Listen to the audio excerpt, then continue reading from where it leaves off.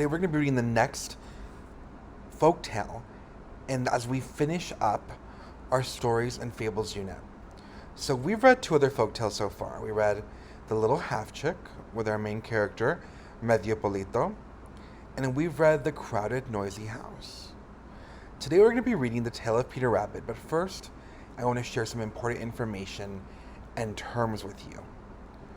These are some words we're going to hear in the story that might be helpful for us to know now. So the first one is exert. Exert means to make a strong effort, to put a lot of work in. Probably sometimes when you're learning to swim, you're exerting a lot of energy and effort. When you're playing sports, you're going to exert a lot of energy and effort. You're exerting yourself. Next is a thief. A swiper, no swiping. A thief is someone who steals. Mischief. Mischief managed, a behavior that causes trouble. So if it's troublesome, if you're causing trouble, you are causing mischief. Naughty. We all know naughty because Santa decides who's naughty and nice, right? And so naughty means bad or mischievous. And then finally, sobs. Sounds made when someone cries very hard. So when you're sobbing, there's not just one tear going down your cheek. You are heaving. You're really sad. You're crying really hard. Let's begin our story. The Tales of Peter Rabbit.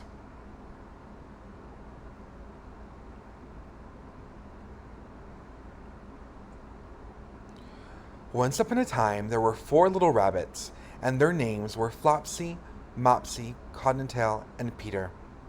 They lived with their mother in a sandbank underneath the root of a very big fir tree. "Now, my dears," said old Miss Rabbit one morning, "you may go into the fields or down the lane, but don't go into Mr. McGregor's garden. Your father had an accident there. He was put in a pie by Miss McGregor. Now run along and don't get into mischief. I am going out." Then old Miss Rabbit took a basket and her umbrella and went through the wood to the baker's. She bought a loaf of brown bread and 5 currant buns. Flopsy, Mopsy, and Cottontail, who were good little bunnies, went down the lane to gather blackberries. But Peter, who was very naughty, ran straight away to Mr. McGregor's garden and squeezed under the gate. First he ate some lettuces and some French beans, and then he ate some radishes, and then, feeling rather sick, he went to look for some parsley. But around the end of a cucumber frame, whom should he meet but Mr. McGregor? Mr. McGregor was on his hands and knees planting out young cabbages, but he jumped up and ran after Peter, waving a rake and calling out, "Stop, thief!" Peter was most dreadfully frightened. He rushed all over the garden, for he had forgotten the way back to the gate. He lost one of his shoes among the cabbages, and the other shoe amongst the potatoes. After losing them, he ran on 4 legs and went faster, so that I think he might have got away altogether if he had not unfortunately run into a gooseberry net and got caught by the large buttons on his jacket.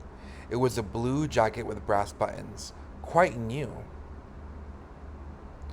Peter gave himself up for lost and shed big tears, but his sobs were overheard by some friendly sparrows who flew to him in great excitement and implored him to exert himself.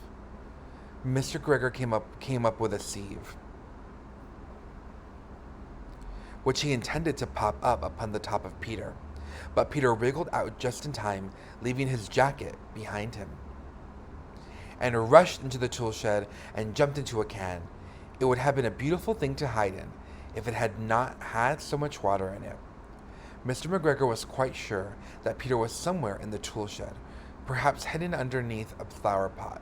He began to turn them over carefully, looking under each. Presently Peter sneezed. "Pretty school!" Mr. McGregor was after him in no time, and tried to put his foot upon Peter, who jumped out a window, upsetting 3 plants. The window was too small for Mr. McGregor, and he was tired of running after Peter. He went back to his work. Peter sat down to rest. He was out of breath and trembling with fright, and he had not the least idea which way to go. Also, he was very damp with sitting in that can. After a time, he began to wander about going, not very fast, and looking all around. What will Peter do next? He found a door in a wall, but it was locked, and there was no room for a fat little rabbit to squeeze underneath. An old mouse was running in and out over the stone doorstep, carrying peas and beans to her family in the wood.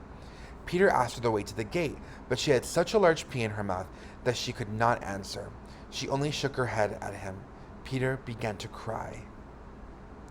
Then he tried to find his way straight across the garden, but he became more and more puzzled. Presently, he came to a pond where Mr. McGregor filled his water cans. A white can was staring at some goldfish. A white cat was staring at some goldfish.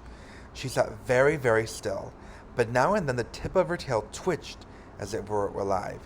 Peter thought it best to go away without speaking to her. He had heard about cats from his cousin, little Benjamin Bunny. He went back towards the tool shed, but suddenly, quite close to him, he heard the noise of a hoe. Scritch, scratch, scritch, scratch. Peter scuttered underneath the bushes, but presently, as nothing happened, he came out and climbed upon a wheelbarrow and peeped over. The first thing he saw was Mr. McGregor hoeing onions. His back was turned toward Peter, and beyond him was the gate. Peter got down very quietly off the wheelbarrow and started running as fast as he could, along a straight walk behind some black currant bushes. Mr. McGregor caught sight of him at the corner, but Peter did not care. He slipped underneath the gate and was safe at last in the wood outside the garden. Mr. McGregor hung up the little jacket and the shoes for a scarecrow to frighten away the blackbirds. Peter never stopped running or looked behind him till he got home to the big fir tree. He was so tired that he flopped down upon the nice soft sand on the floor of the rabbit hole and shut his eyes. His mother was busy cooking. She wondered what he had done with his clothes. It was the second little jacket and pair of shoes that Peter had lost in a fortnight. I am sorry to say that Peter was not very well during the evening. His mother put him to bed and made some chamomile tea, and she gave a dose of it to Peter. 1 tablespoon to be taken at bedtime.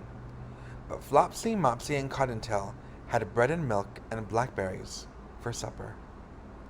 The end. Tigers, I want you to think. What is the lesson, the folktale, the story of Peter Rabbit have to teach us?